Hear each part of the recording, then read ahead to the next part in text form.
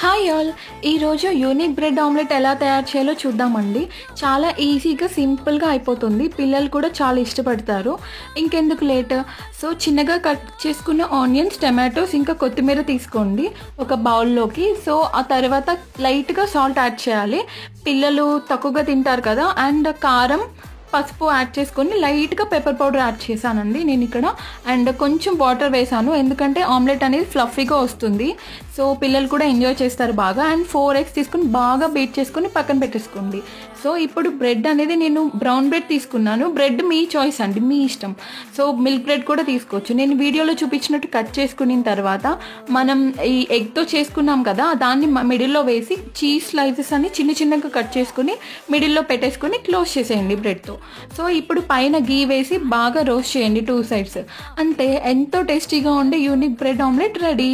So మీకు ఎలా అనిపించింది?